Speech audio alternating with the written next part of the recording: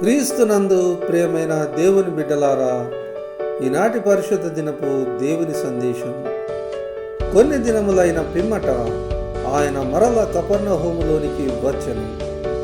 ఆయన ఇంట ఉన్నాడని వినవచ్చినప్పుడు అనేకులు కూడి వచ్చిరి కనుక వాకిటనైనను వారికి స్థలము లేకపోయెను. ఆయన వారికి వాక్యము బోధించుచుండగా కొందరు పక్షవాయువు గల ఒక మనుషుని నలుగురి చేత మోయించుకొని ఆయన యొద్దకు తీసుకొని వచ్చిరి. చాలామంది కూడి ఉన్నందున వారాయన యొద్దకు చేరలేక ఆయన ఉన్న చోటికి పైగా కప్పు విప్పి సందు చేసి పక్షవాయువు గల వానిని పరుపుతోనే దింపిరి. యేసు వారి విశ్వాసము చూచి, కుమారుడా, నీ పాపములు క్షమింపబడి ఉన్నవని పక్షవాయువు గల వానితో చెప్పెను.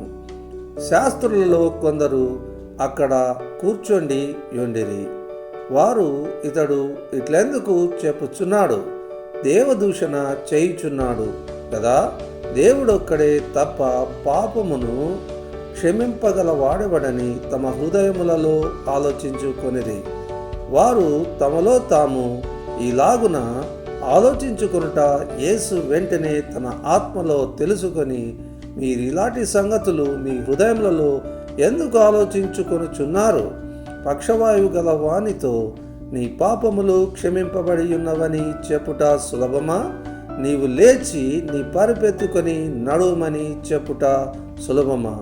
అయితే పాపములు క్షమించుటకు భూమి మీద మనుష్య కుమారునికి అధికారము కలదని మీరు తెలుసుకొనవలెనని వారితో చెప్పి, పక్షవాయువు గల వానిని చూచి, నీవు లేచి నీ పరుపెత్తుకొని ఇంటికి పొమ్మని నీతో చెప్పుచున్నానెను. తక్షణమే వాడు లేచి పరుపెత్తుకొని వారందరి ఎదుట నడిచి పోయెను. గనుక వారందరూ విభ్రాంతి నొంది, మనమీలాంటి కార్యములను ఎన్నడూను చూడలేదని చెప్పుకొనుచు దేవుని మహిమ పరచిరి.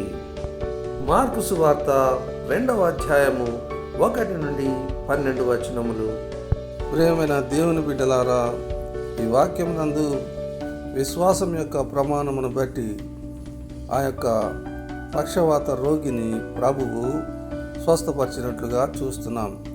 అంతకంటే ముఖ్యంగా మరి ఆ యొక్క పండితులు వారు తెలిపిన అభ్యంతరం బట్టి ఆ యొక్క పాపములను క్షమించుట నరులకు సాధ్యం కాదని, దేవాది దేవునికి మాత్రమే సాధ్యమని ధర్మము తెలియజేయుచున్నది. అయితే ప్రభువు మరి పాపములు క్షమించబడి ఉన్నవని పక్షవాయువు గల వానితో చెప్పి ఉండటాన్ని బట్టి వారు దేవుని సమానులుగా తను తెలియజేస్తున్నాడని ఆక్షేపణ వారి హృదయంలో చేసుకొని చుండగా, ప్రభువు తన హృదయం నందు ఈ విషయములను తెలుసుకొని మరి ప్రభు యొక్క అధికారము మరి వారికి బయలుపరిచి ఉన్నాడు. అదేంటంటే, భూమి మీద పాపములు క్షమించుటకు ప్రభువుకు అధికారం కలదని, మనుషులకు ఉన్నటువంటి ఈ యొక్క పాప భారం నుండి ప్రభువు మరి విడుదల దయచేయగలడని ఈ వాక్యం ద్వారా మనము గ్రహించవలసినదై ఉన్నది. దేవుడు మన పాపముల విషయమై చేసిన గొప్ప కార్యమును బట్టి, ప్రభువునందు మనకిచ్చిన ఈ యొక్క నిరీక్షణను బట్టి దేవాది దేవునికే స్తోత్రం చెల్లును గాక.